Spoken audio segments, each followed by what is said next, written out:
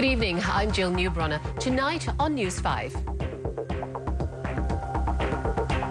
Details released on the new Singapore Savings Bond for individual investors. The bonds have a maximum term of 10 years and you can redeem them at any time with no penalty. And interest is linked to long-term government securities rates. The week of national mourning may be over, but efforts to remember Mr. Lee Kuan Yew haven't died down. There are plans to put on display this red symbol of his dedication. Malaysia lays out its new anti-terror measures in Parliament. They are controversial, but the government is determined to fight militancy. Well, more on our top story later, but first, Malaysia has introduced its long-awaited anti-terror laws in Parliament. The proposed measures allow authorities to seize passports and give them greater power to detain suspects without trial. A proposed amendment to the Penal Code was also tabled to make it an offence to receive training from terrorist groups. Dozens of Malaysians were arrested in the past year for suspected links to militancy, and authorities say dozens more have left for the Middle East to fight with militant group Islamic State. Now, Malaysia is strengthening its laws to tackle what the government described as a serious threat of religious extremism. It's tabled the Prevention of Terrorism Bill 2015 and the Special Measures Against Terrorism in Foreign Countries Bill. It's also introduced amendments to 5 existing criminal bills. These new anti-terror laws outline harsher penalties and give authorities the power to detain suspected terrorists without trial. The provisions are controversial, but the government argues that preventive powers are necessary to safeguard national security. Kita tidak seharusnya bersikap apologetik. Mungkin ada orang kata ini bukan demokratik, ini hak kebebasan dan sebagainya. Saya nak nyatakan, tuan-tuan, tidak ada kebebasan yang mutlak. Kebebasan yang mutlak tanpa tanggungjawab tidak ada tempatnya di dalam negara kita. Critics insist laws shouldn't come at the expense of human rights and without the ability to be challenged.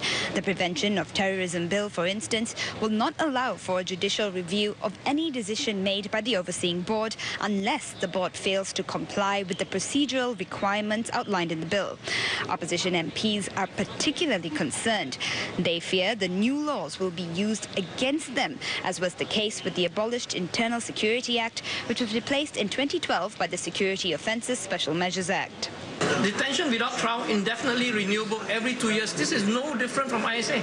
Yeah, so we see this as a threat to the very fragile fundamental liberties that we already have in this country.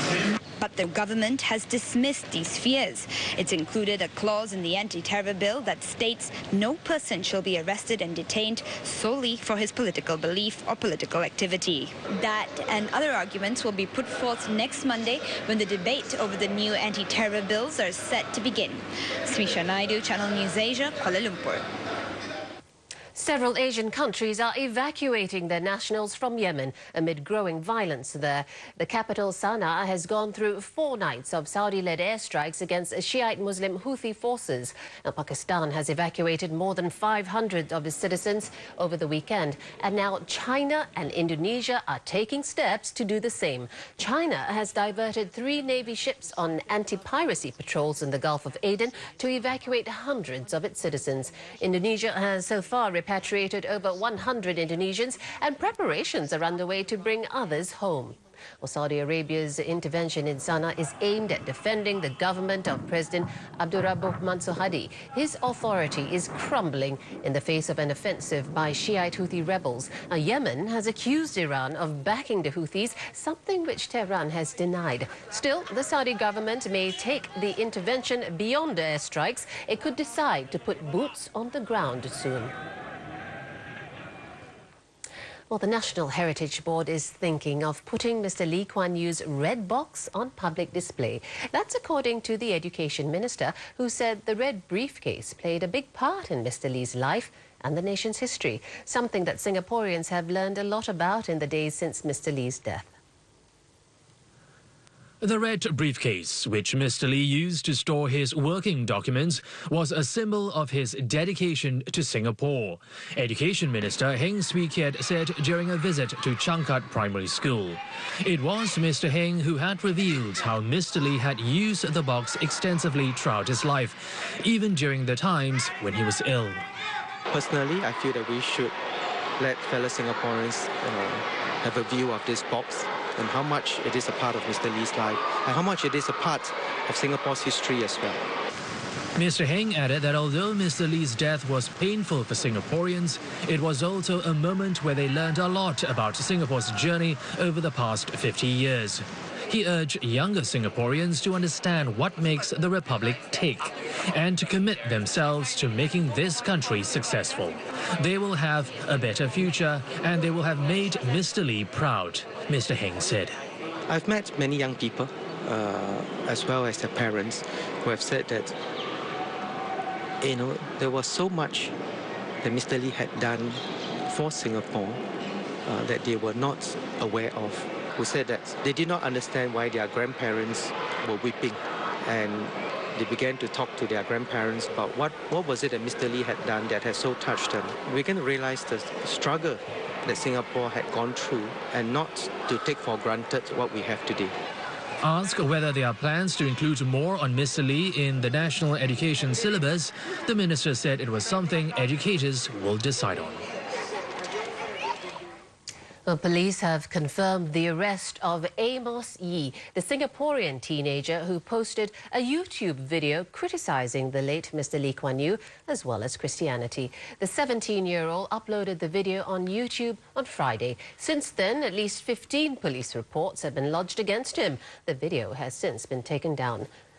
Well, Yee subsequently posted obscene graphics on his WordPress blog and Facebook page. The graphics have also been taken down and his blog made private. Well, more details have been released about the new Singapore savings bonds aimed at helping individuals with retirement planning. The bonds are expected to be issued in the second half of this year, and investments can start from as little as $500. A unique and low-risk product, the Singapore Savings Bonds could be the first of their kind in the market. The principal, starting at $500, will be guaranteed by the government. And investors will earn interest linked to long-term Singapore government securities rates. While the bonds come with a 10-year term, one key feature is the step-up interest rate. This means the bond pays coupons that increase over time. The longer the bond is held, the higher the average interest rate. Another key feature is its flexible redemption period, where bondholders can opt to redeem their interest in any given month without penalty.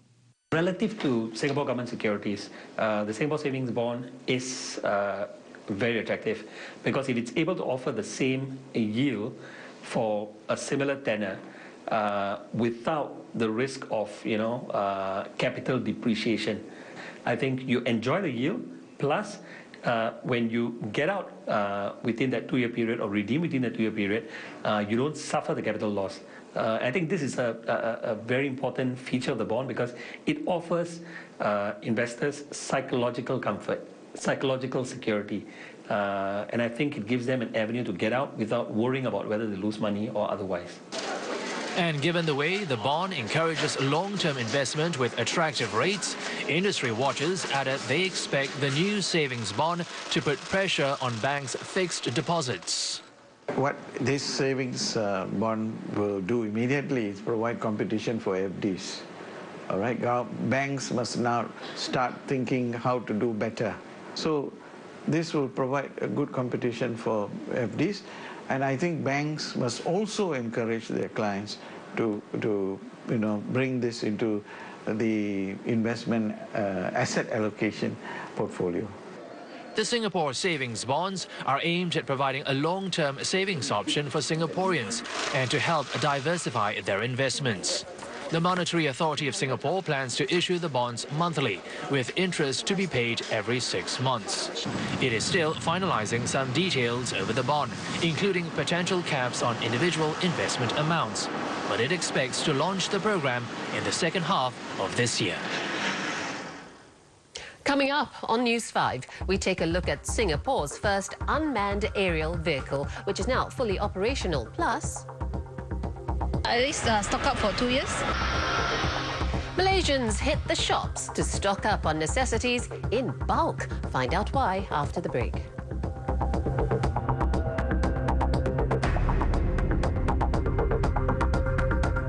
Only Mitsubishi Electric StarMax Aircon saves you energy and money, is easy to clean, and is the quietest.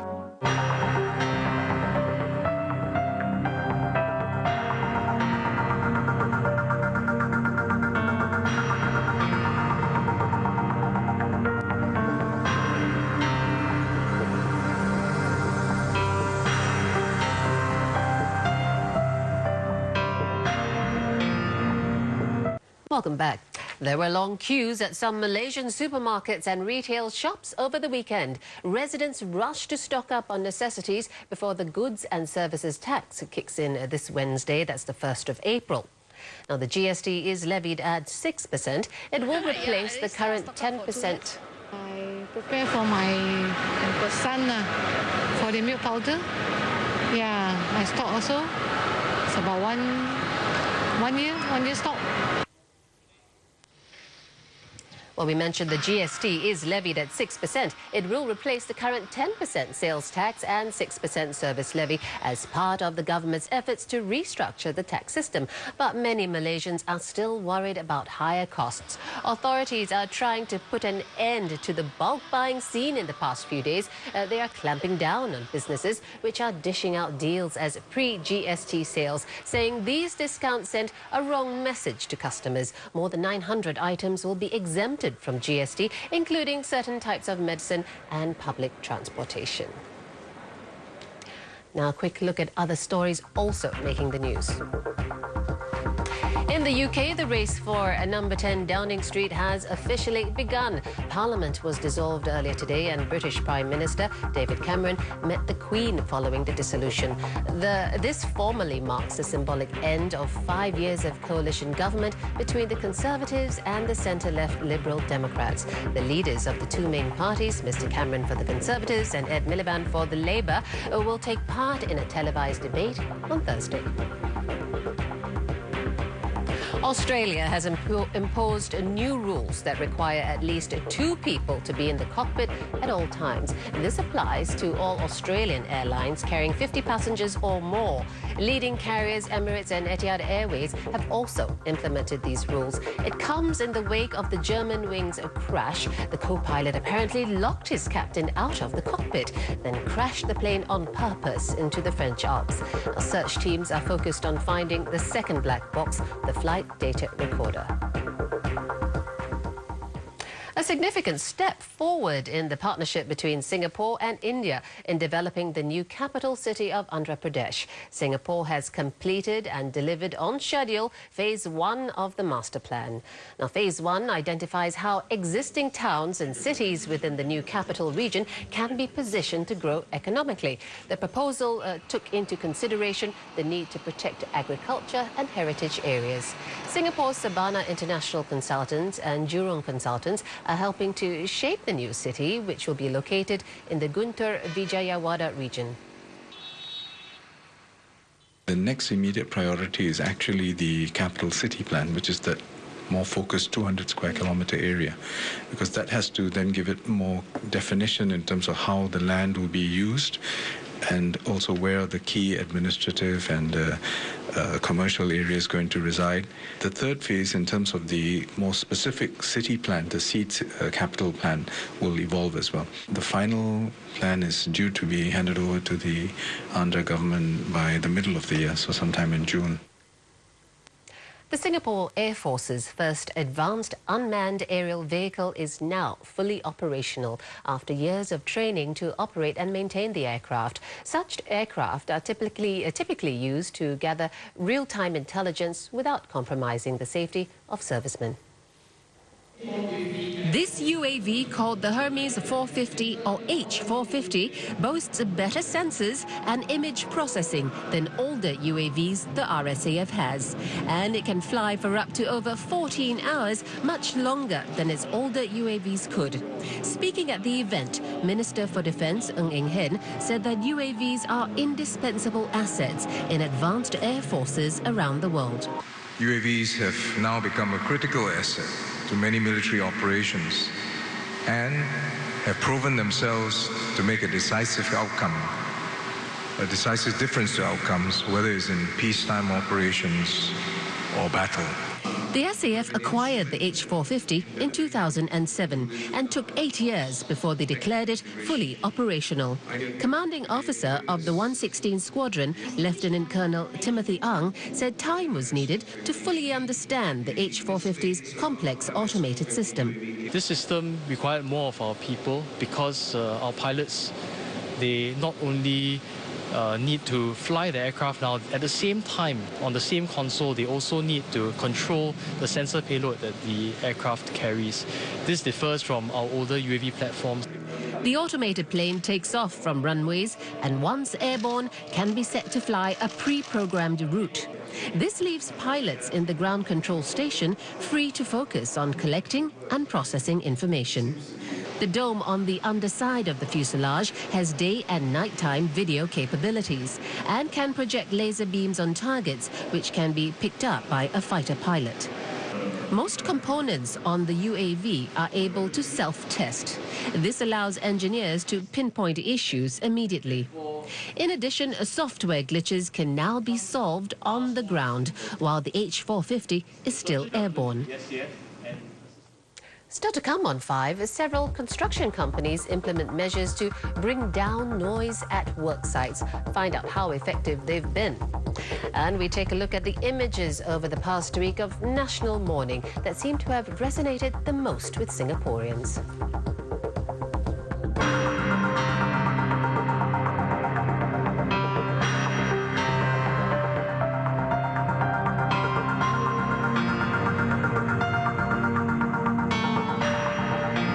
You're with News 5. 14 construction companies have invested in quieter building equipment thanks to a $10 million fund launched last year. The fund helps them defray up to 50% of the cost of investing in such equipment.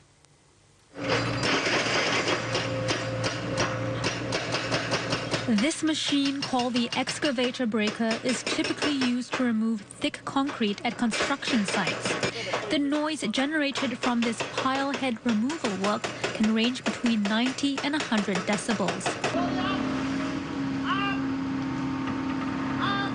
But this new method reduces noise levels by about 30 decibels. When we install the pile, we pre-install a material crack inducer at the level where we require the crack to be induced. So in 2-3 days, we can just lift the pile head using lifting equipment. This quieter method has been in use at this work site for the past 2 months, and productivity has improved by 50%. The company paid $15,000 for the crack inducers, with the remaining $15,000 paid by the fund. Since it was introduced in April last year, the fund has received over 50 applications. So far, about $415,000 has been dispersed to 14 companies. While quieter methods and noise control equipment are available, many firms do not readily adopt them because of high costs. And tapping on the fund has helped companies like Guan Chuan Engineering Construction defray the cost of this silent sheet piler. It is a very costly investment. So this fund definitely helped us to, reduce the outlay of our investment, and we are able to utilize this fund to further invest into other areas. Companies have also received fewer complaints about noise after using the quieter equipment, and this means they are able to carry on their work without disruptions. There has been some improvement in terms of complaints for those supported sites. For example, for this site itself, we have received minimal number of feedback when they are carrying out piling work itself. All contractors must abide by noise limits as set by NEA, and these limits are more stringent for certain premises, such as hospitals and residential homes. Now, the maximum noise levels permissible for construction work range between 50 and 90 decibels, and companies that violate these limits can be fined up to a maximum of $40,000. More now on how Singaporeans continue to remember Mr. Lee Kuan Yew. More than 17,000 people from all walks of life have visited the memorial exhibitions at the National Museum and the National Library. From personal items of the late Mr. Lee to this rostrum he used to give his National Day rally speeches from in the 1970s. More than 11,000 people have seen these items and more at a memorial exhibition in honor of Mr. Lee at the National Museum, which is open till April 26. Visitors even get to hear excerpts of Mr. Lee's speeches through the years.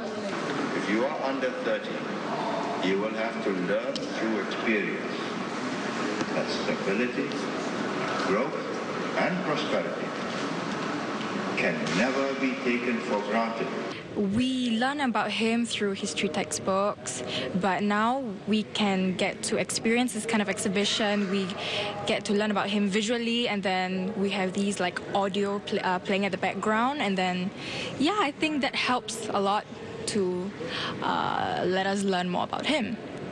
I've always been fascinated by his speeches. Like, I can just listen to his speeches all day, and you can just see his passion for Singapore and his want to bring Singapore to the next level.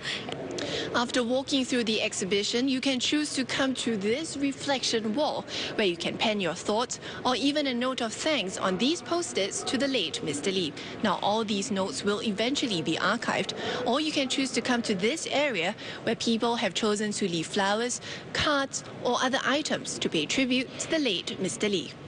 Over at the National Library building, more than 6,000 have visited the memorial exhibition there. It focuses on the key milestones of Mr. Lee's public life as Singapore's founding Prime Minister. More than 30 of his quotes are on display. People say that they enjoyed the quotes. It enabled them to see a different side of Mr. Lee, his public persona, as well as his softer personal side. We have received feedback from especially young people that after reading the quotes in this exhibition, they would like to learn more about Mr. Lee, and they also are interested to read more books about Mr. Lee. Past few years, I've been following his progress, and I found that it would be a waste if we are not being totally informed of what he has done for Singapore. I think it's given me really a deeper understanding of what the late Mr. Lee has done for our country. Even as a normal Singaporean, not being in politics, that everything we do in life, we should put our absolute best in what we do. Books written by Mr. Lee or about him are also on display. The exhibition at the National Library will close on April 22nd. Over the past week, there's been an outpouring of support for Mr. Lee, all captured in pictures and video. Here's a look at some of the images that seem to have resonated the most with Singaporeans. World leaders paying tribute to a man whose views they had sought. An old political rival hunched over to pay his last respects. And ordinary Singaporeans who braved the rain to bid farewell to the nation's founding father. These were the top images that captured our imagination, with the most popular posts exceeding 100,000 likes on Channel News Asia's Facebook page. This video of former US Secretary of State Henry Kissinger at Parliament House was viewed over 500,000 times. Mr. Kissinger said Mr. Lee meant a lot to him, and that the world is a better place because of Lee Kuan Yew. Also, one of the most watched videos, with nearly 500,000 views, the words of a king who sought Mr. Lee's advice. And he said, well, I can tell you one thing.